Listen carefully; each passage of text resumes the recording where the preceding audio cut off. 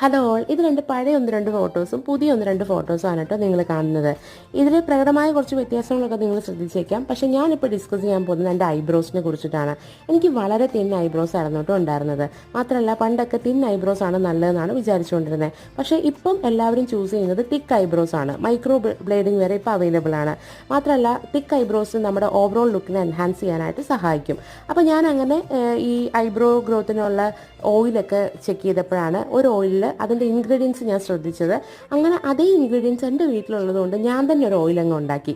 അതാണ് ഞാനിവിടെ ഷെയർ ചെയ്യാൻ പോണേ. അത് നമുക്ക് വേണ്ടത് കാസ്റ്റർ ഓയിലും കോക്കനട്ട് ഓയിലും വൈറ്റമിൻ ഇ ടാബ്ലറ്റ്സും ആണ് കേട്ടോ. ഇതെല്ലാം അത് കുറച്ച് ആ കാസ്റ്റർ ഓയിൽ എടുക്കുക ഒരു പാത്രത്തിൽ, അതിലേക്ക് കുറച്ച് കോക്കനട്ട് ഓയിലും 2 വൈറ്റമിൻ ഇ ഇവിയോൺ 400 ടാബ്ലറ്റും ഇട്ടിട്ട് നന്നായിട്ട് മിക്സ് ചെയ്തിട്ട് രാത്രി കിടക്കുമ്പം നമ്മുടെ ഐബ്രോസിൽ നന്നായിട്ട് അപ്ലൈ ചെയ്തിട്ട് ഓവർനൈറ്റ് കിടക്കുക കേട്ടോ. എന്നാൽ അത് കുറച്ച് കഴിയുമ്പം നമ്മുടെ ഐബ്രോസിൽ നല്ല മാറ്റം ഉണ്ടാവും.